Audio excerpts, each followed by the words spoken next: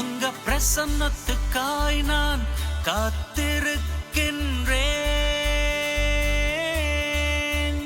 உங்க தரிசனம் வேண்டி பார்த்திருக்கின்றேன். உங்க பிரசன்னத்துக்காய் நான் காத்திருக்கின்றேன். உங்க தரிசனம் வேண்டி பார்த்திருக்கின்றேன். கண்கள் திறந்து என்னை பாரும் தேவனே, செவிகள் திறந்து என்னை கேளும் தேவனே. கண்கள் திறந்து என்னை பாரும் தேவனே, செவிகள் திறந்து என்னை கேளும் தேவனே. நிம்மதி தந்திடுமுன் சந்நிதி தேடிடும் என் நெஞ்சினில் வந்திட உமை வேண்டினேன். அன்பினை தந்திடுமுன் பொன்மொழி கேட்டிட நான் ஒவ்வொரு நாளிலுமே ஏங்கினேன். நிம்மதி தந்திடுமுன் சந்நிதி தேடிடும் என் நெஞ்சினில் வந்திட உமை வேண்டினேன். அன்பினை தந்திடுமுன் பொன்மொழி கேட்டிட நான் ஒவ்வொரு நாளிலுமே ஏங்கினேன். உங்க பிரசன்னத்துக்காய் நான் காத்திருக்கின்றேன். உங்க தரிசனம் வேண்டி பார்த்திருக்கின்றேன். உங்க பிரசன்னத்துக்காய் நான் காத்திருக்கின்றேன். உங்க தரிசனம் வேண்டி பார்த்திருக்கின்றேன்.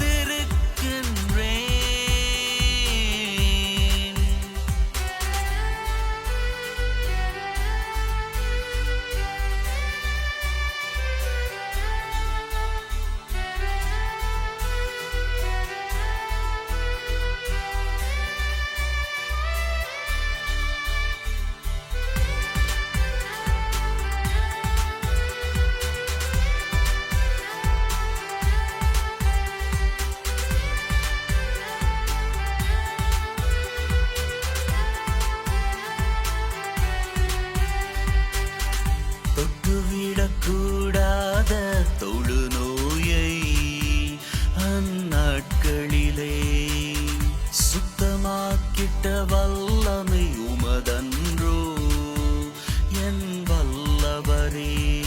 தொங்கலாடையை தோளில் பட்டிட காண்பேன் நானும் நலனை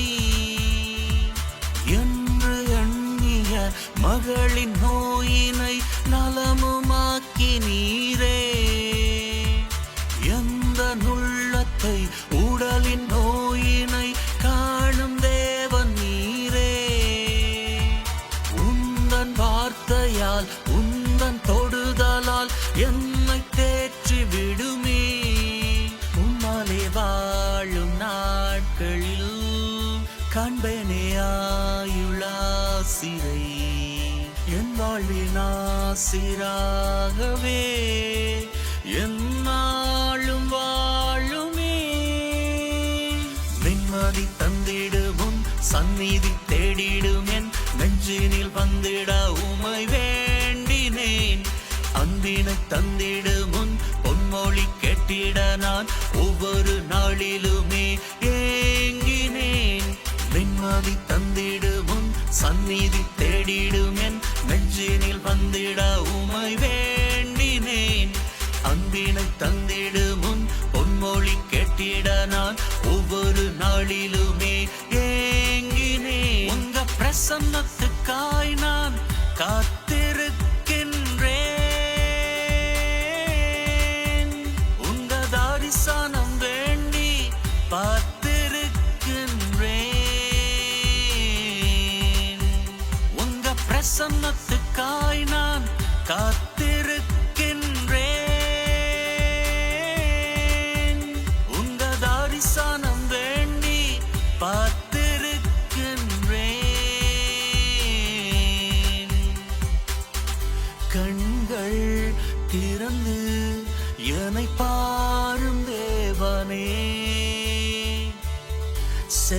கண்கள் திறந்து என்னை கேளும் தேவனே,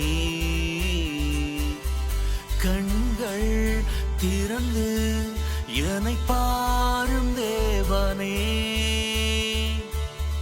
செவிகள் திறந்து என்னை கேளும் தேவனே.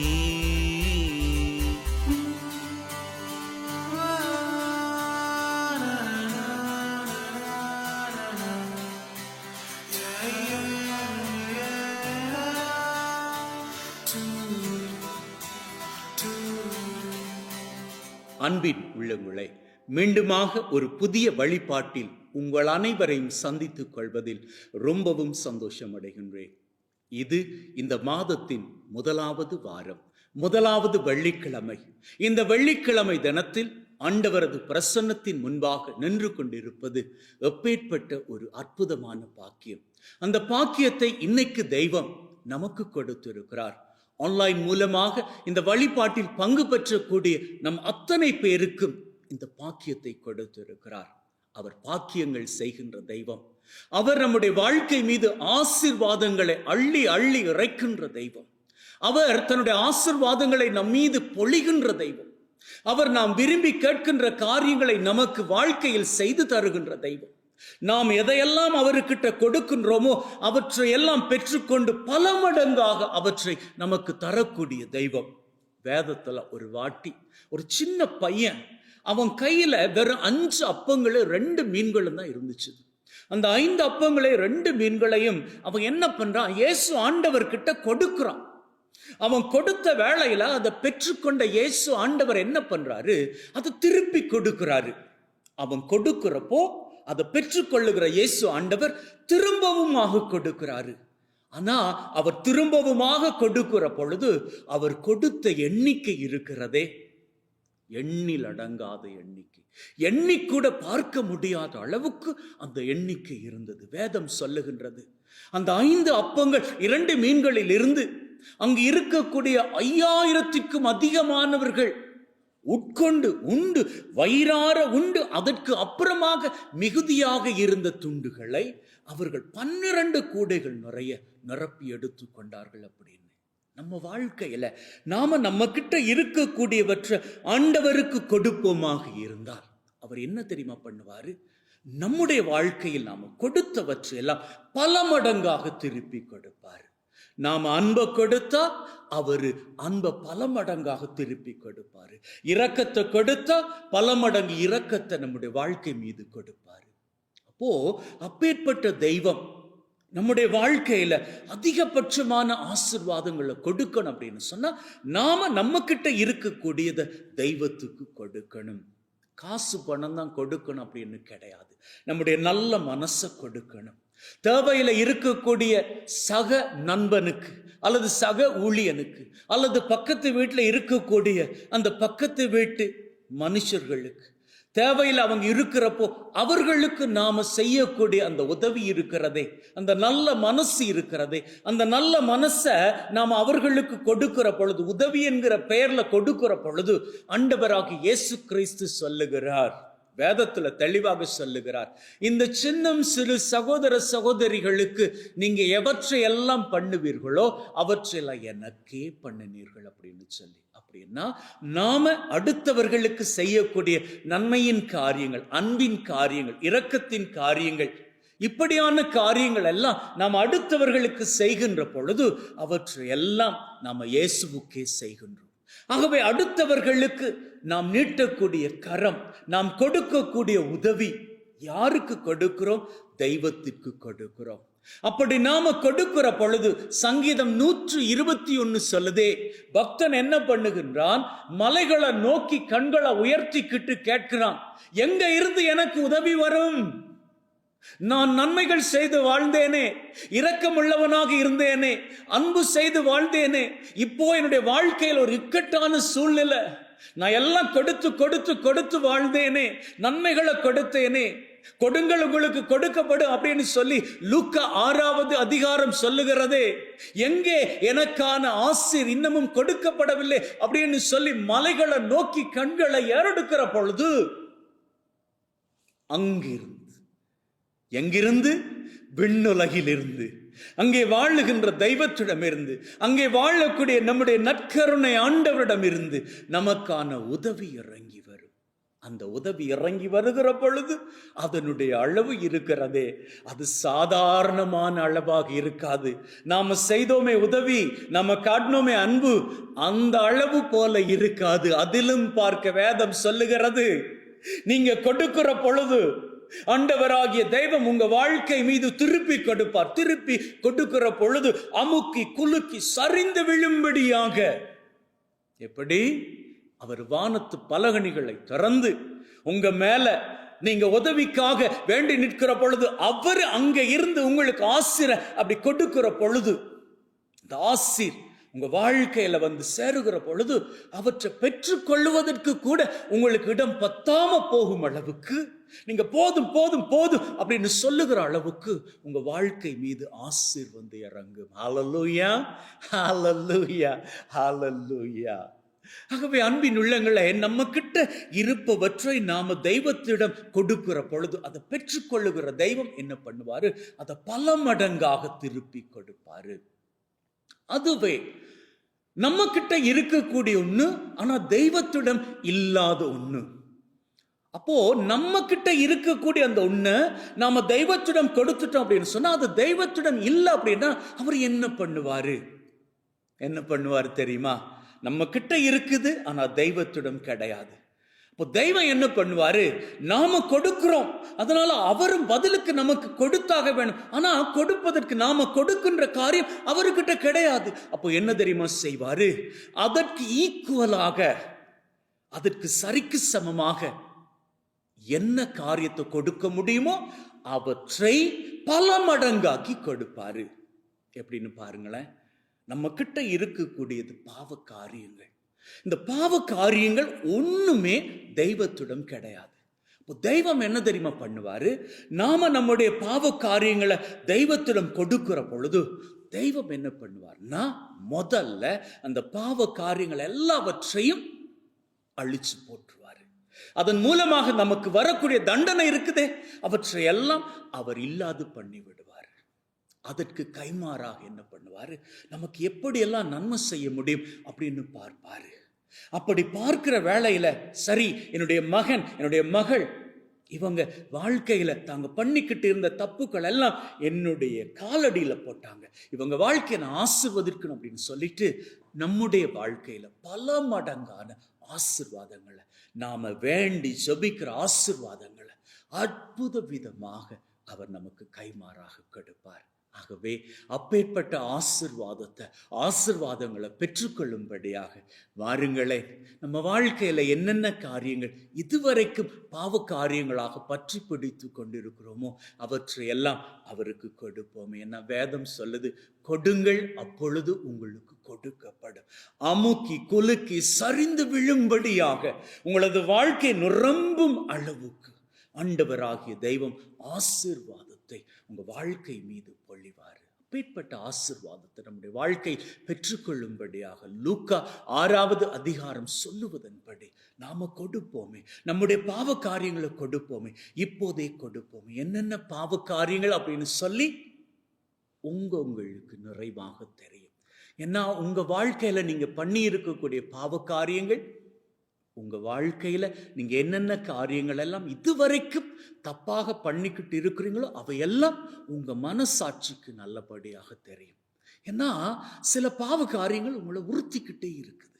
உங்களை அது விடுவதாக இல்லை, அது ஒரு செயின் போல உங்களை கட்டி வச்சிருக்குது. உங்க வாழ்க்கையில உங்களை முன்னேற விடாம அதுதான் தடுத்து நிறுத்திக்கிட்டு இருக்குது. அது வேண்டாமே. அந்த தடைய முதல்ல உடைக்கணும், அந்த சங்கிலிய முதல்ல அறுக்கணும். அதை அறுத்து எறியணும் அப்படின்னு சொன்னா அது உங்களால முடியாது, ஆண்டவரால் முடியும். எப்பேற்பட்ட மோசமான பாவ காரியங்களாக இருந்தாலும் அவற்றிலிருந்து உங்களை வெளிக்கொண்டு வருவதற்கு தெய்வத்தால் முடியும். நீங்க பண்ண வேண்டியதெல்லாம் ஒண்ணுதான். தெய்வமே, என்னுடைய பாவ காரியங்களை நினைச்சு இதோ நான் வருந்துகிறேன். வருந்துவது மாத்திரமல்ல, உம்முடைய பாதத்திலே போட்டு விடுகிறேன். அவற்றை எல்லாம் நீங்க எரிச்சிடுங்க. கைமாறாக என்னுடைய வாழ்க்கை ஆசீர் பெறும்படியாக உம்முடைய கரத்தினால் என்னை தொட்டு ஆசீர்வதிங்க அப்படின்னு சொல்லி இப்பொழுது அனைவரும் ஒன்றாக சேர்ந்து நம்முடைய பாவ காரியங்களை அறிக்கை செய்வோம். எனவே அன்பின் உள்ளங்களே, உங்க மனசாட்சிக்கு தெரியும் எப்பேற்பட்ட பாவ காரியங்கள் பண்ணி இருக்கிறீங்க அப்படின்னு சொல்லி. அந்த பாவ காரியங்களை எல்லாம் ஆண்டவருக்கு கொடுத்து விடுங்க. என்ன வேதம் சொல்லுகிறது? கொடுங்கள், உங்களுக்கு கொடுக்கப்படும். எனவே சற்று நேரம் உங்களை அப்படியே தனிமையாக விடுகிறேன். நீங்க என்ன பண்ணிக்கோங்க, நீங்க உங்களது மனதுக்குள்ளாக போய் அங்க மனசுக்குள்ள என்னென்ன காரியங்கள் உங்களை உறுத்திக்கிட்டு இருக்குதோ பாவ காரியங்களாக அவற்றை ஆண்டவரது சன்னிதானத்துக்கு போட்டு விடுங்கள், அவரது காலடிக்கு போட்டு விடுங்கள்.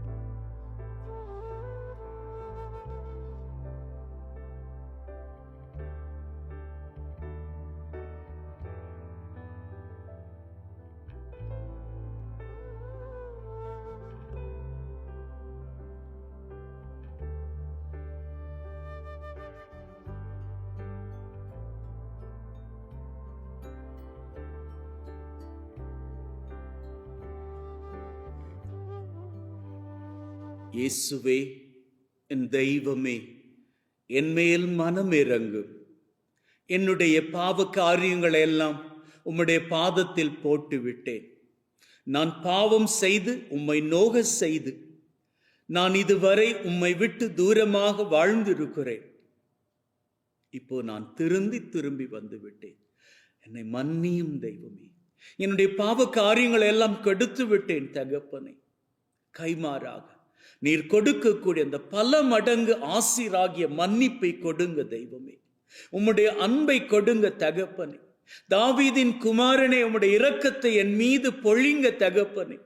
இந்த வழிபாட்டின் மூலமாக கேட்கிறேன், பிள்ளைகளை கேட்டுக்கொள்ளுங்கள். அப்பா, என் மேல் இரக்கம் வையுங்க. அப்பா, எனக்கு மன்னிப்பு கொடுங்க. அப்பா, எனக்கு அன்பை காண்பீங்க. அப்பா, என் கூடவே இருங்க. நான் ஒருபோதும் உங்களை விட்டு விலகாம இருக்கும்படிக்கு நீங்க எனக்கு துணை செய்யுங்க. என்னை ஆசீர்வதிங்க, என்னை ஆசீர்வதிங்க, என்னை ஆசீர்வதிங்க. நான் இனி ஒருபோதும் உம்மை விட்டு பிரியாத படிக்கு என்னை கெட்டியாக பற்றி பிடித்துக் கொள்ளுங்க. நான் ஒருபோதும் உங்களை விட்டு விலகாத படிக்கு என்னை நீங்க இறுக்கமாக பற்றி பிடித்துக் கொள்ளுங்க. நான் ஒரு போதும் உங்களை விட்டு போகாமல் இருக்கும்படிக்கு என்னோடு கூடவே நீங்க சேர்ந்து என் வாழ்க்கை பூராக வாருங்க.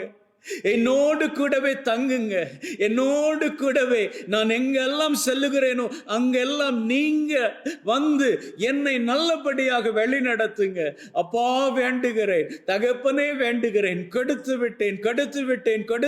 என்னுடைய பாவ காரியங்களை எல்லாம் கொடுத்து விட்டேன். கொடுங்கள், உங்களுக்கு கொடுக்கப்படும் என்று சொன்ன தெய்வமே, நான் கொடுத்து விட்டேன். பாவ காரியங்களை எல்லாம் கொடுத்து விட்டேன். கொடுத்தால் மீண்டுமாக கொடுக்கப்படும். கொடுங்கள், உங்களுக்கு கொடுக்கப்படும் என்று சொன்ன தெய்வம் நீரப்பா.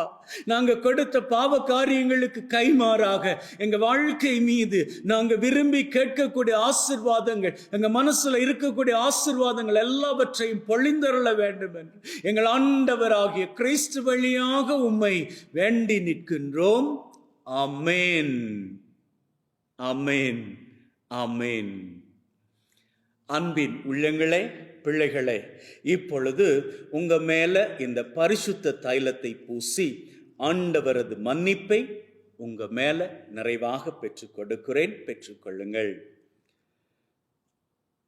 எல்லாம் வல்ல தகப்பன், பிதா, சுதன், பரிசுத்த ஆவி உங்கள் மீது முழுவதுமாக இறங்கி இந்த அபிஷேக தைலம் மூலமாக உங்களை அபிஷேகப்படுத்தி உங்களது பாவங்களை எல்லாம் அழித்து உங்களை பரிசுத்த வாழ்விற்குள் வழிநடத்தி செல்வாராக.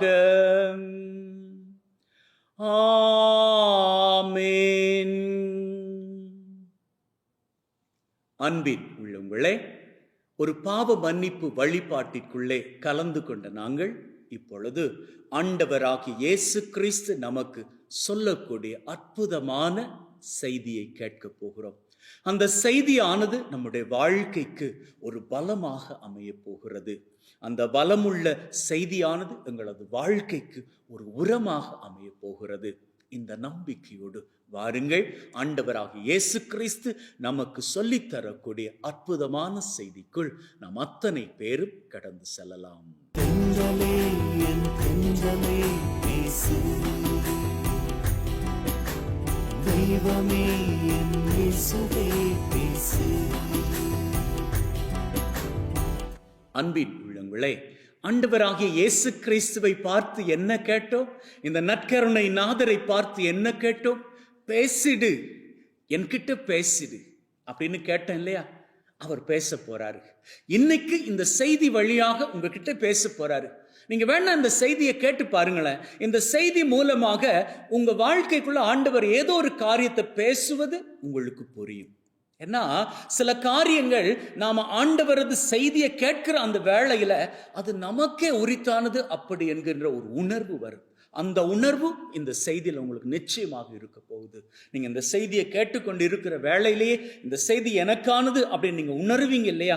அப்போவே இந்த செய்தியில இருந்தே உங்களுக்கான இந்த குறிப்பிட்ட பிரச்சனைக்கான தீர்வும் ஆண்டவர் உங்களுக்கு ஆயத்தம் பண்ணி விட்டார் அப்படி என்கிற நம்பிக்கையும் வந்து கொள்ளும்.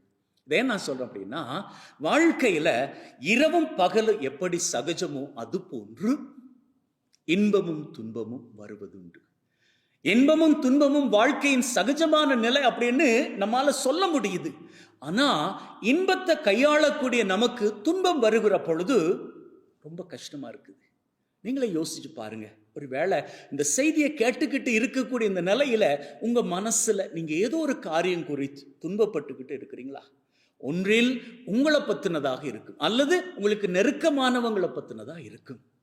நீங்க மனசுல வேதனையோடு இருக்கிறீங்க இல்லையா? இந்த வேதனை, இந்த துன்பம் எத்தனை நாளைக்கு அப்படின்னு தெரியாது.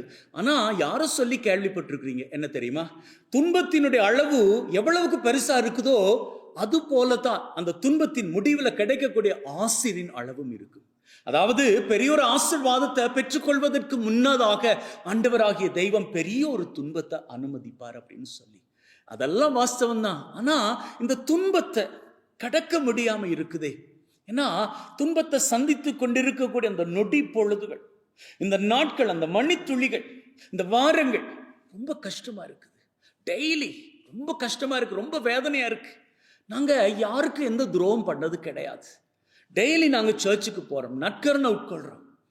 நாங்க டெய்லி ராத்திரி தூங்குறதுக்கு முன்னாடி ஜபிக்காம போய் தூங்குறதே கிடையாது. அப்படி இருக்கிற அவ்வளவுக்கு நல்லவர்களாக, ஆண்டவர் மீது பக்தி உள்ளவர்களாக இருக்கிறோம். ஆனாலும் இந்த குறிப்பிட்ட துன்பத்தை எங்களால தாண்ட முடியலையே. இந்த துன்பம் இன்னைக்கு முடியும், இன்னைக்கு முடியும், இன்னைக்கு முடியும் அப்படின்னு சொல்லி டெய்லி நாங்க ஒவ்வொரு நாளை கடத்திக்கிட்டு தான் போறோம். துன்பம் முடிவதாக இல்லை. அந்த குறிப்பிட்ட துன்பத்திலிருந்து இன்னும் ஒரு துன்பம், அடுத்த நாள் அந்த ரெண்டு துன்பங்களை சேர்த்து இன்னும் ஒரு துன்பம், இப்படியாக துன்பங்களுக்கு மேல துன்பங்களாகத்தானே வாழ்க்கை போய்கிட்டு இருக்குது. அப்படி என்கின்ற சூழ்நிலை, இந்த சூழ்நிலையில இருக்கிறப்போ உங்க மனசு எப்படி இருக்குது? என்ன கேள்வி கேட்குறீங்க? காலில் ஏற்கனவே காயம், அந்த காயத்தை அப்படி சீண்டி விட்டுட்டு இப்போ எப்படி இருக்கு அப்படின்னு கேட்கறது போல இருக்கு அப்படின்னு தானே யோசிக்கிறீங்க. கரெக்டு. துன்பம் என்பது ஆறாத ஒரு காயத்தை போன்றது. அந்த காயத்தின் மீது அன்றாடம் கீறல்கள் விழுகிற பொழுது அந்த கீறல்களின் மூலமாக ஏற்படக்கூடிய துன்பம் இருக்கிறதே, அந்த துன்பம் நாளுக்கு நாள் அதிகரித்து கொண்டுதான் போகுமே ஒழிய அது குறைவுபடாது. இப்போ அப்பேற்பட்ட சூழ்நிலையில நீங்க என்ன பண்ணிக்கலாம்? சரி, உங்க வீட்டில் இருக்கக்கூடிய ஒரு பிரச்சனை, அந்த குடும்ப பிரச்சனை, அந்த குடும்ப பிரச்சனை தீரும் அப்படின்னு சொல்லி நீங்க நேத்தைக்கு யோசிச்சீங்க, இன்னைக்கு தீர்ந்துடும் அப்படின்னு சொல்லி. ஆனா இன்னைக்கு நேத்தையை விட மோசமா இருக்குது. உங்க கணவர், அவருடைய குடிப்பழக்கம், அது எப்படியோ முடிவுக்கு வந்துடும் அப்படின்னு நீங்க யோசிச்சீங்க. ஆனா இப்போ பார்த்தால் குடிப்பழக்கத்தோடு சேர்த்து போதை பழக்கம், போதை மாத்திரம்லாம் எடுத்துக்கிறாரு. இது என்னடா இது? துன்பத்துக்கு மேல துன்பம். பசங்க சொல் பேச்சு தான் கேட்காம இருந்தாங்க, இப்ப பார்த்தா அவங்களுடைய அந்த உறவு நிலைகள், தப்பானவர்களோடு உறவு வச்சிருக்கிறாங்க. இன்னும் எத்தனையோ பிரச்சனைகள். சரி, வைத்தியசாலையில் இருக்கக்கூடிய உங்களது உறவு அந்த குறிப்பிட்ட நபருக்கான வியாதி சீக்கிரமாக சுகம் அடைஞ்சிடும் அப்படின்னு சொல்லி நீங்க காத்துக்கிட்டு இருந்தீங்க. இப்போ டாக்டர் வந்து அது சுகமடைவது கஷ்டம் அப்படின்னு சொல்லிட்டாரு. கஷ்டத்துக்கு மேல கஷ்டம், துன்பத்துக்கு மேல துன்பம், இப்படி எத்தனையோ காரியங்கள். உங்க குறிப்பிட்ட பிஸ்னஸ் நீங்க நினைச்சபடி போகல. சரி, நினைச்சபடி தான் போகல அப்படின்னு பார்த்தா அது லாஸ் ஆயிடுச்சு. என்னடா இது கஷ்டம்? அன்பின் உள்ளங்களே, நான் மீண்டுமாக சொல்லுகிறேன், ஆண்டவராகிய தெய்வம் ஒரு துன்பத்தை கொடுக்கிறார் அப்படின்னா, அதுவும் தாங்க முடியாத துன்பத்தை கொடுக்கிறார் அப்படின்னு சொன்னா, அவரு இந்த துன்பத்தின் முடிவில் உங்களுக்கான பெரிய ஒரு ஆசீர்வாதத்தை வைத்து இருக்கிறார். ஹல்லேலூயா, ஹல்லேலூயா, ஹல்லேலூயா. ஏன்னா நம்முடைய தெய்வம் அப்படித்தான். அவரு நமக்கு தரக்கூடிய ஒரு பெரிய ஆசீர்வாதம் அதற்கு முன்னதாக நம்ம சோதிச்சு பார்ப்பாரு. யோபுவை பத்தி நாம கேள்விப்பட்டிருக்கிறோம். வேதத்துல இந்த யோபு ரொம்ப ஹாப்பியா வாழ்ந்த ஒரு மனுஷன். அவனுக்கு எல்லாம் இருந்துச்சு, செல்வம் இருந்துச்சு, நல்ல குடும்பம் இருந்துச்சு, நல்ல நிலப்புலன்கள் இருந்துச்சு, நல்ல பேர் இருந்துச்சு, நல்ல மதிப்பு இருந்துச்சு, நல்ல நண்பர்கள் இருந்தாங்க. இப்படி எல்லாமே அவனுக்கு இருந்துச்சு. வாழ்க்கை ஜாலியாவே இருந்துச்சு. எது வரைக்கும் தெரியுமா? அவனுடைய வாழ்க்கையை சத்துருவாகிய சாத்தான் துன்பத்துக்குள்ள தள்ளும் வரைக்கும். அவனுக்கு ரொம்ப துன்பத்தை சத்துருவாகிய சாத்தான் வருவிச்சான். அவன் உடல் பூராக காயங்க, அவனால தாங்கிக்க முடியல. ஒரு ஓட்டு துண்டை எடுத்து மேனியில போட்டு தேய்ச்சு தேய்ச்சு அவனது அந்த காயங்களை எல்லாம் அவன் ஆத்திப்பானான். எப்படி இருக்கு யோசிச்சு பாருங்க. அதாவது அவன் மேலெல்லாம் இருக்கக்கூடிய அந்த காயங்கள் இருக்குதே, இந்த காயங்கள்லாம் ஆறாத நிலையில ரொம்ப கடி எடுத்துக்கிட்டு இருக்குமா, ரேஷ் போன்று இருக்குமா. அப்போ இவனால அதை சொரிஞ்சுக்க முடியாது. ஓட்டு துண்ணை எடுத்து உடைச்சு சொரிஞ்சு போனான். அவனுக்கு மனைவி இருக்கிறான். அந்த மனைவி கூட அவனுக்கு உதவி செய்யறதுக்கு முன் வரல. அவன் என்ன தெரியுமா சொல்றா? யோபுவை பார்த்து சொல்றா, இந்த நிலையிலே உனக்கு கடவுளை போற்றிக்கிட்டு இருக்கணுமா? நீ நீதிமானா இருந்ததுக்கு கடவுள் உனக்கு கொடுத்த பரிசு பாரு. அதால இனி நீ இந்த நிலையில வாழ வேணாம். எனக்கே உன்னை பார்க்க அருவருப்பா இருக்குது. மனைவி என்ன பண்ணி இருக்கணும்? அவனுக்கு ஒரு கொஞ்சமாவது ஹெல்ப் பண்ணியிருக்கணும். சரி, அவன் தான் கஷ்டப்படுறானே அப்படின்னு சொல்லிட்டு அவன் அந்த ஓட்டை எடுத்து சொரிஞ்சுக்கிறதுக்கு பதிலாக இந்த மனைவி கொஞ்சமாவது அவனுக்கு ஹெல்ப் பண்ணியிருக்கணும். அவனை கொஞ்சம் ஆதரவாக பார்த்துருக்கணும். அவனுடைய உடம்பை கொஞ்சமாக மிருதுவாக அப்படி தடவி எடுத்து அவனுக்கு கொஞ்சம் ஆறுதலாவது பண்ணியிருக்கணும். அதுவும் பண்ணல. அந்த அம்மா என்ன சொல்றாங்க? நீ கடவுளை சபிச்சுட்டு நீ செத்து போயிரு அப்படின்னு. அதுக்கு யோபு என்ன தெரியுமா சொன்னா? கடவுளிடம் இருந்து ஆசிரியின் நாட்களை கண்டுகொண்ட நாங்க, அவர் நமக்கு துன்பத்தை தர்றப்போ எதுக்கு நாம அவரை சபிச்சுக்கணும்? நன்மையின் நாட்களை அனுபவிச்சோம் இல்லையா? அது போல துன்பத்தின் நாட்களை அனுபவிப்போமே. ஏன்னா கடவுள் நிச்சயமாக நம்ம கைவிட மாட்டார். உங்களுடைய வார்த்தைகள் பாருங்க, எப்பேற்பட்ட நேரத்துல துன்பத்தின் உச்சக்கட்டத்துல இவனால முடியதில்லை, உடம்பெல்லாம் கடிச்சுக்கிட்டே இருக்குது. அந்த ஓட்டு துண்டை எடுத்து அப்படியே சொரிஞ்சுக்கிட்டு இருக்கிறான். ரொம்ப மோசமான சூழ்நிலைங்க அது. அந்த சூழ்நிலையில் அவன் கடவுளை மறுதலிக்காம கடவுளை போற்றி புகழ்ந்து கொண்டிருந்தான். அதற்கு கைமாறாக வேதம் தெளிவாக சொல்லுகிறது. யோபு புஸ்தகம் 42வது அதிகாரம் சொல்லுகிறது, ஆண்டவராகிய கடவுள் அவன் ரொம்பவும் நம்பிக்கைக்குரியவனாக இருந்தபடியினால், நம்பிக்கையில் அசையாது இருந்தபடியினால் அவனுக்கு அவன் இழந்த அத்தனையும் திருப்பி கொடுத்தார். திருப்பி கொடுக்கிறப்போ ஆண்டவர் அவன் எவ்வளவு இழந்தானோ அவ்வளவு தான் அப்படின்னு ஏதோ கணக்கு பார்த்து கொடுக்கலைங்க, ஏதோ தராசு வச்சு அளந்து பார்த்து கொடுக்கல. அவனால் எண்ணிக்கூட பார்க்க முடியாத அளவிற்கு அவன் இழந்து போன அத்தனையும் ஆண்டவராகிய தெய்வம் இரட்டிப்பாக பெருக்கி கொடுத்தார். ஹல்லேலூயா, ஹல்லேலூயா, ஹல்லேலூயா. வேதம் தெளிவாக சொல்லுகிறது. அதுக்கப்புறமாக அவனுக்கு 10 பசங்க பிறந்தாங்களாம். 7 ஆம்பளை பசங்க, 3 பொம்பளை பசங்க. இந்த 3 பொம்பளை பசங்களும் எப்படி இருந்தாங்களாம்? அன்றைய நாட்கள்ல அந்த 3 பொம்பளை பசங்களை போல அந்த ஏரியாவிலே யாரும் கிடையாது. அந்த அளவுக்கு அவன் ஆசீர்வதிக்கப்பட்டவனாக இருந்தானா பாருங்க. அவன் அந்த வியாதிப்பட்டு அதற்கப்புறமாக சுகமடைந்ததன் பின்னர் 140 வருஷ காலங்கள் வாழ்ந்து 4 தலைமுறைகளை கண்டுதான் அதற்கு அப்புறமாக வயதான நிலையில மரித்து போனான். அப்படின்னு. ஹalleluya, ஹalleluya, ஹalleluya. ஆகவே பாருங்க, அவன் துன்பப்பட்ட நாட்கள்ல ஆண்டவரை விட்டு விலகவே இல்லைங்க. அந்த துன்ப நாட்கள்ல அந்த துன்பத்தை அவனால தாங்கிக்கவே முடியல. மனைவி சொன்னா, அவனுடைய நண்பர்கள் சொன்னார்கள், வேணாம், உன்னை பார்க்கவே அருவருப்பா இருக்குது, நீ பேசாம செத்து போயிரு, கடவுளை மறுதலிச்சிரு, கடவுளை நீ தூற்றி பேசி நீ செத்து போயிரு அப்படின்னு சொன்னாங்க. அந்த அளவுக்கு வெளியில நின்று பார்க்கக்கூடியவங்களுக்கே அவனுடைய வேதனை அவ்வளவு மோசமாக இருந்தது. அப்படின்னா அவனுக்கு எப்பேற்பட்ட மோசமான சூழ்நிலையா இருந்திருக்கு யோசிச்சு பாருங்க. ஆனா அந்த சூழ்நிலையில கூட அவன் கடவுளை மறுதலிக்கல. கரெக்ட், நீங்களும் தான் கடவுளை மறுதலிக்கல. இந்த மோசமான சூழ்நிலையிலும் கூட, இந்த துன்பமான சூழ்நிலையிலும் கூட, இந்த குடும்பத்தில் இருக்கக்கூடிய மோசமான சூழ்நிலையிலும் கூட, இந்த தொழிலில் இருக்கக்கூடிய மோசமான சூழ்நிலையிலும் கூட, இந்த வியாதி மோசமா போயிடுச்சு, அந்த மோசமா போன அந்த வியாதியின் சூழ்நிலையில கூட நீங்க கடவுளை மறுதலிக்கல. கவலைப்பட வேண்டாம், கலங்க வேண்டாம். இந்த வேத நூல் ஆசிரியர்கள் என்ன தெரியுமா சொல்றாங்க? யோபு பட்டுக்கொண்ட வேதனையின் நாட்கள் எத்தனை ஆண்டுகள் அப்படின்னு கேள்வி கேட்டா அதுக்கு அவங்க பதில் சொல்றாங்க, 1 வருஷம் கூட கிடையாது, வெறும் 9 மாதங்களே அப்படின்னு. பாருங்க, துன்பத்தின் நாட்கள் குறுகியவை 9 மாதங்கள். ஆனால் இன்பத்தின் நாட்கள், அதை தாண்டுகிற பொழுது வரக்கூடிய இன்பத்தின் நாட்கள் 140 வருஷங்கள். 4 தலைமுறைகளை கண்டானாம். 10 பசங்களை அவன் பெற்றெடுத்து கொண்டானாம். அவன் இழந்தவற்றில் எல்லாவற்றையும் இரட்டிப்பாக திருப்பி கொண்டானாம். ஹalleluya! உங்களது வாழ்க்கையிலும் அதே இரட்டிப்பான ஆசீர் வருகிறது. இப்போ நீங்க துன்பத்தை கண்ட நாட்களுக்கு ஈடாக ஆசீரின் வாழ்க்கையை பெற்றுக்கொள்ள போகிறீர்கள். ஹalleluya, ஹalleluya, ஹalleluya! ஆண்டவரை நோக்கி புகழ்ந்து கொள்ளுங்கள். ஏன்னா ஆண்டவர் அப்பேற்பட்ட தெய்வம். நீங்க எப்பேற்பட்ட துன்பத்தை கண்டுகிட்டு இருந்தாலும் கவலைப்பட வேண்டாம். நீங்க படுற துன்பம், நீங்க எதை குறிச்செல்லாம் வேதனைப்படுறீங்க, அந்த துன்பத்துக்கெல்லாம் முடிவுண்டு. இந்த துன்பத்தை கடக்கிற நாட்கள் கஷ்டம்தான். யோபுவுக்கும் அப்படித்தான். ஆனா கஷ்டப்பட்டு கடந்துக்குங்க. நான் சொன்ன காரியங்கள் மாத்திரம் அல்ல, இன்னும் எத்தனையோ காரியங்கள். அது உங்களது படிப்பு சம்பந்தப்பட்டதாக இருக்கலாம், உங்களது தொழில் சம்பந்தப்பட்டதாக இருக்கலாம், உங்களது இன்டர்வியூ சம்பந்தப்பட்டதாக இருக்கலாம், உங்களது வெளிநாட்டு பயணம் சம்பந்தப்பட்டதாக இருக்கலாம், குழந்தை பாக்கியம் சம்பந்தப்பட்டதாக இருக்கலாம், திருமண வாழ்க்கை சம்பந்தப்பட்டதாக இருக்கலாம், இன்னும் எத்தனையோ காரியங்கள் சம்பந்தப்பட்டதாக இருக்கலாம். நீங்க இதுவரைக்கும் அந்த காரியங்கள் குறித்து துன்பப்பட்டுக்கிட்டு இருக்கலாம். ஆனால் இவற்றுக்கெல்லாம் முடிவுண்டு. ஹalleluya, ஹalleluya, ஹalleluya! முடிவுண்டு.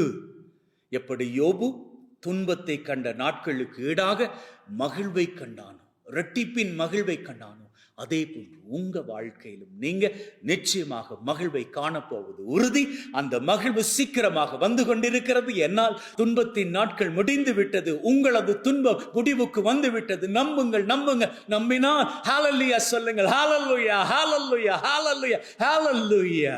ஆமென், ஆமென், ஆமென்.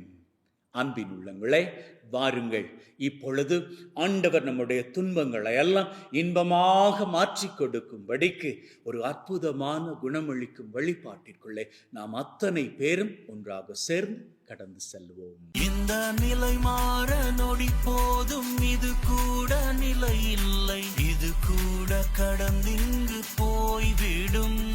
இந்த உலகத்தில் மாறாத ஒன்றென்றால் அது கூட மாற்றம்தான், அதை மட்டும் மறவாதே.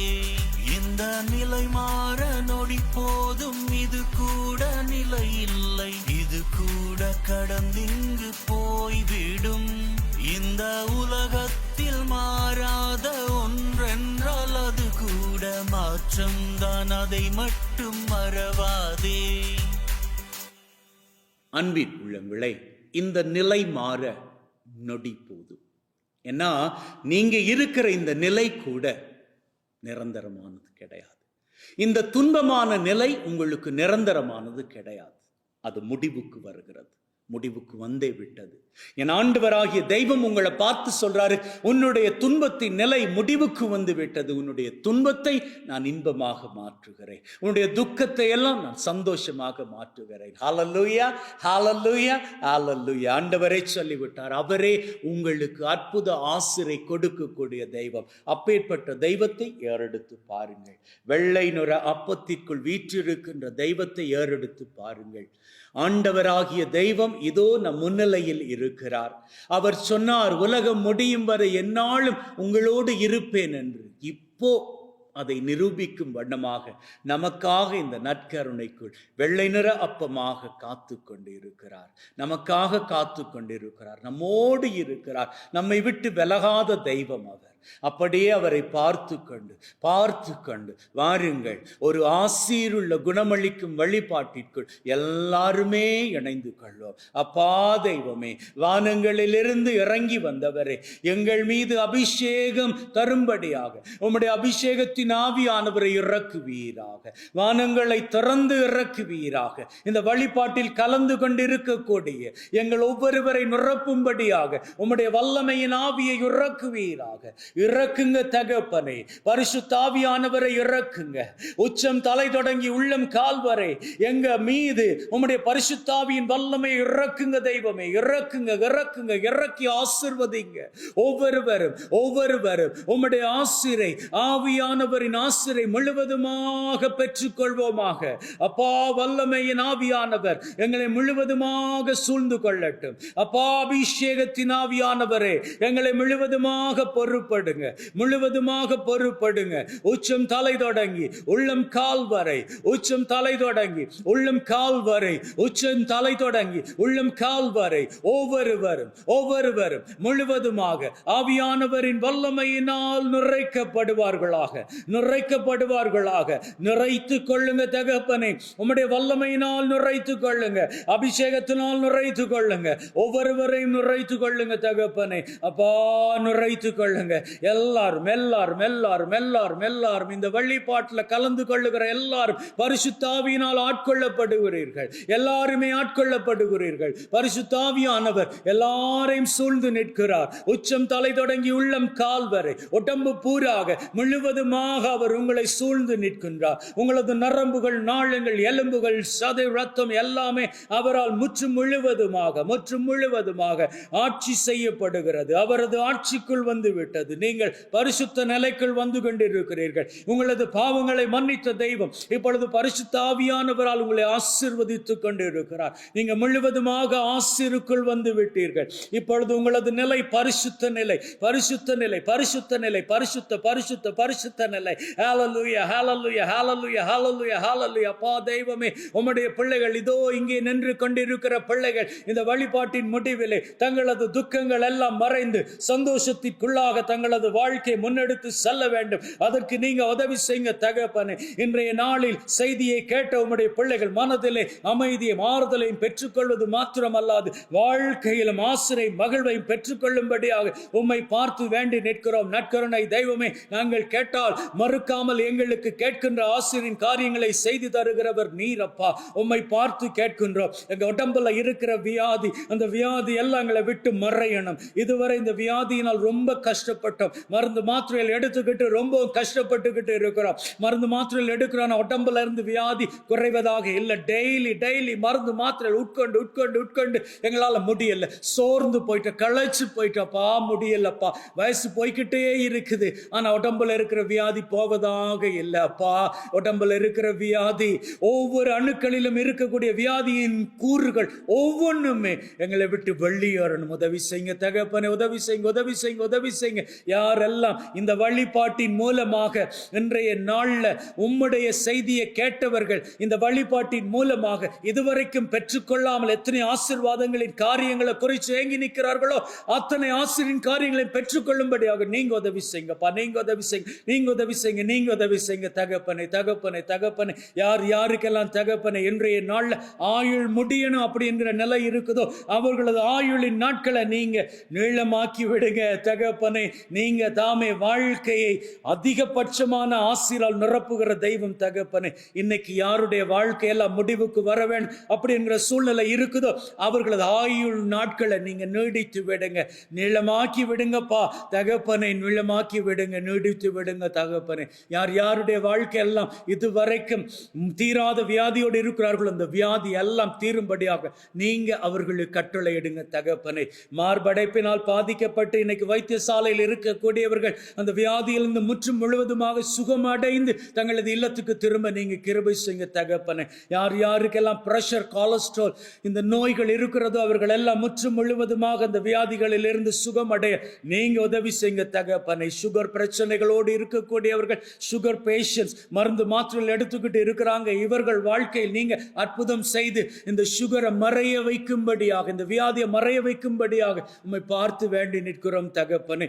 நரம்பு சம்பந்தப்பட்ட வியாதிகளோடு கஷ்டப்படுகின்றவர்கள், எலும்பு முறிவுகளினால் கஷ்டப்படுகின்றவர்கள் உம்மால் தொடப்பட்டு ஆசீர் பெறுவார்களாக. இன்றைய தேதிக்கு யாருடைய வாழ்க்கையில விபத்து அப்படி என்ன எழுதப்பட்டு இருக்கிறதோ அவர்கள் வாழ்க்கையில விபத்து நேராதபடிக்கு அவர்களை காத்தருளுங்க தெய்வமே. அப்பா தகப்பனை, யாருடைய வாழ்க்கையில எல்லாம் இன்னைக்கு மனமுறிவு அப்படி என்ன எழுதப்பட்டு இருக்கிறதோ இந்த மனமுறிவு எல்லாம் நீங்க நீக்கி விடுங்க தகப்பனை. யாருடைய குடும்பத்துல எல்லாம் இன்னைக்கு சண்டையை மூட்டலாம் அப்படின்னு சொல்லி சத்துருவானவர் எழுதி வைத்திருக்கிறானோ அவனது எழுத்துக்கள் எல்லாம் நீங்க இல்லாது பண்ணிவிடுங்கப்பா. சண்டை உள்ள குடும்பங்கள் எல்லாம் சமாதானத்தின் குடும்பங்களாக மாறட்டும். யாருடைய வாழ்க்கையில மோசமான துன்பத்திற்குள் இருக்கிறதோ அவர்கள் வாழ்க்கை துன்பத்தில் இருந்து இன்பத்திற்குள்ளாக கடந்து செல்ல கிருபை செய்யுங்க தகப்பனை. அப்பா தெய்வமே, உம்மை நோக்கி வேண்டுகிறோம், உம்மை நோக்கி ஜபிக்கிறோம் தெய்வமே. நீங்க உதவி செய்யுங்க தகப்பனை, உதவி செய்யுங்க. இதோ இந்த வழிபாட்டில் கலந்து கொண்டு இருக்கக்கூடிய ஒவ்வொருவரையும் அப்பா, ஒவ்வொரு மகனை ஒவ்வொரு மகளை ஆசீர்வதிங்க தகப்பனை.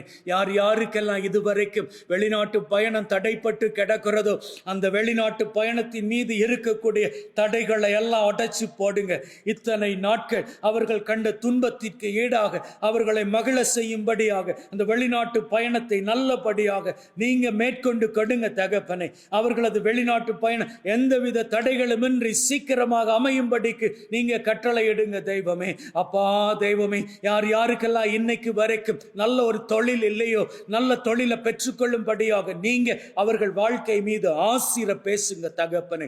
யார் யாருக்கெல்லாம் இதுவரைக்கும் குழந்தை பாக்கியம் இல்லையோ, திருமணமாகி குழந்தை பாக்கியத்துக்காக ஏங்கிக்கிட்டு இருக்கிறார்களோ இந்த வழிபாடு அவர்களுக்கு குழந்தை பாக்கியத்தை கட்டளையிடுகின்ற வழிபாடாக அமையட்டும் தகப்பனே. கருவறைகள் ஆசீர்வதிக்கப்படட்டும். குழந்தை பாக்கியத்தை பெற்றுக்கொள்ள முடியாதபடிக்கு பலவீனமாக இருக்கக்கூடிய கருவறைகள் எல்லாம் தாங்கப்படட்டும், உம்முடைய வல்லமையினால் தாங்கப்படட்டும். அப்பா சீக்கிரமாக அந்த கருவிலே, அந்த கருவறையிலே குழந்தை பாக்கியத்தை பெற்றுக்கொள்ளுகின்ற வல்லமை இவர்களுக்கு வந்து சேர இப்பொழுதே கட்டளையிடுவீராக. சீக்கிரமாக சீக்கிரமாக இந்த குடும்பத்தில் குழந்தை சத்தம் கேட்கும்படியாக, மழலை சத்தம் கேட்கும்படியாக நீர் அவர்களுக்கு ஆசிரை கொடும் தகப்பனே. அப்பா தெய்வமே, இன்னைக்கு பிளவுபட்டு போன குடும்பங்கள் மீண்டுமாக சேர வேணும் அப்படின்னு ஆசையோடு இருக்கிறாங்க, வாஞ்சோடு இருக்கிறாங்க. ஆனால் இவர்களை சூழ்ந்து நிற்கக்கூடிய உறவு வட்டாரங்கள் என்ன நினைப்பார்களோ என்கின்ற ஈகோ இவர்களுக்குள், இவர்கள் மீண்டும் சேர்ந்து வாழ்வதற்கு தடையாக இருக்கிறது. அப்பா தகப்பனை, இந்த தடைகள் எல்லாம் உடைச்சு போட்டு இவர்கள் மீண்டுமாக குடும்பமாக சேர்ந்து வாழுவதற்கு நீங்க கிருபை செய்யுங்க தகப்பனை. அப்பா தகப்பனை, வைத்தியசாலையிலும் சிறைச்சாலையிலும் இதுவரைக்கும் வெளியே வர முடியாமல் கஷ்டப்பட்டு கொண்டு இருக்கக்கூடிய அத்தனை பேரையும் நீரே நற்சுகம் கொடுத்து வெளியே கொண்டு வருவீராக. அப்பா தகப்பனை, யாரெல்லாம் கடன் தொல்லையோடு கஷ்டப்பட்டுக்கிட்டு இருக்கிறாங்களோ, யாரெல்லாம் பணத்தை அடுத்தவர்களுக்கு இரக்கத்தின் மூலமாக கொடுத்து ஏமாற்றம் அடைந்து இன்னைக்கு ரொம்பவும் கஷ்டப்பட்டு கேட்டு கொடுத்த பணமும் திரும்பி வரவில்லை, தங்களது வாழ்வாதாரம் ரொம்ப மோசமாக இருக்குது, எங்களுக்கு உதவி செய்ய யாருமே இல்லையே, கொடுத்த பணமாவது திருப்பி கிடைத்தால் வாழ்க்கை சந்தோஷமாக இருக்குமே அப்படிங்கிற சூழ்நிலையில இப்போ இந்த வழிபாட்டை வேதனையோடு பார்த்துக்கிட்டு இருக்கிறார்களோ அவர்கள் வாழ்க்கையில் நீர் ஒரு அற்புதத்தை செய்யுங்க தகப்பனே. அவர்களது தொல்லைகள் எல்லாம் நீங்கும்படியாக, பண கஷ்டங்கள் எல்லாம் நீங்கும்படியாக நீங்க அவர்கள் வாழ்க்கை மீது ஆசிர பேசுங்க தகப்பனே. கடன் தொல்லையோடு இருக்கிறவர்கள் தங்களது வாழ்க்கையில் கடன் தொல்லை எல்லாம் நீங்கி ஆசிரோடும் அற்புதத்தோடும் வாழ்ந்து கொள்வதற்கு அவர்களுக்கான பண வரவை நீங்க அற்புதமான விதத்தில் ஏற்பாடு செய்து கொடுங்க தகப்பனே. யார் யாரெல்லாம் இந்த இடத்துல என்னென்ன வேண்டுதல்கள் எல்லாம் ஏறெடுக்கிறார்களோ அத்தனை வேண்டுதல்களின் காரியங்களும் இவர்கள் வாழ்க்கையில் முற்றும் முழுவதுமாக கைகூடி வந்து இவர்கள் துன்பம் துக்கம் எல்லாம் மறைந்து போய் துன்பத்தை கண்ட நாட்களுக்கு ஈடாக மகிழ்ந்திருக்கும்படியாக இவர்கள் வாழ்க்கை மகிழும்படி நீர் இவர்கள் வாழ்க்கை மீது சந்தோஷத்தை பேசுவீராக. அப்பா, துன்பம் பல நாட்கள் கிடையாது, சொற்ப நாட்கள் தான். அந்த சொற்ப நாட்களும் துன்பத்தை தாங்குவது ரொம்பவும் கடினம். அந்த கடினமான சூழ்நிலைக்குள் இருக்கின்ற ஒவ்வொரு மகனும் மகளும், இந்த மகனும் மகளும் சீக்கிரமாக இந்த துன்பத்தில் துக்கத்திலிருந்து வெளியே வந்து மகிழ்வை காண்பதற்கு இந்த வழிபாடு ஒரு உதவியின் வழிபாடாக இருக்க அதிகரிக்க வேண்டும் என்று எங்கள் ஆண்டவராகிய கிறிஸ்து வழியாக உம்மை வேண்டி நிற்கின்றோம். ஆமென். அன்பின் உள்ளங்களே, இப்பொழுது நீங்கள் முன்னாடி வைத்திருக்கக்கூடிய அனைத்து பொருட்கள் மீதும் ஆண்டவரது ஆசீரின் வல்லமையை முழுவதுமாக பெற்றுக் கொடுக்க போகிறேன். அப்பா தகப்பனை, பிள்ளைகள் இங்கே வைத்திருக்கக்கூடிய உப்பு, தண்ணீர், எண்ணெய், திருப்பண்ட பொருட்கள், மருந்து மாத்திரைகள், குழந்தைகளுக்கு தரக்கூடிய உணவுப் பொருட்கள் மற்றும் வீட்டின் சாவி கொத்துக்கள், வீட்டு பத்திரங்கள், காணி பத்திரங்கள், வாகனத்தினுடைய சாவிகள், தொழில் செய்கின்ற இடத்தில் இருக்கக்கூடிய சாவி கொத்துகள், இன்னும் ஏனைய பொருட்கள், மாத்து மோதிரங்கள்,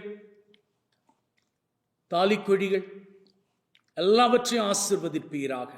அப்பா தெய்வமே, இந்த பொருட்கள் மீது உம்முடைய ஆவியின் வல்லமை முழுவதுமாக இறங்கி இவற்றை தொட்டு ஆசீர்வதித்து பிள்ளைகளது வாழ்க்கையில் இந்த பொருட்கள் அனைத்தும் ஆசீராக இருக்கும்படிக்கு நீர்தாமே கிருபை செய்ய வேண்டும். எங்கள் ஆண்டவராகிய கிறிஸ்து வழியாக உம்மை மன்றாடுகின்றோம். ஆமென்.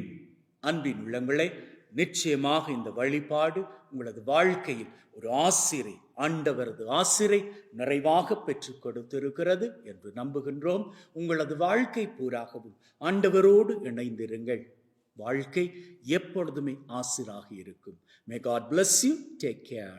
இந்த நிலை மாற நொடி போதும், இது கூட நிலை இல்லை, இது கூட கடந்திங்கு போய்விடும்.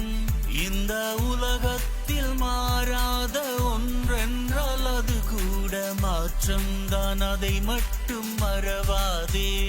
இந்த நிலை மாற நொடி போதும், இது கூட நிலை இல்லை, இது கூட கடந்திங்கு போய்விடும்.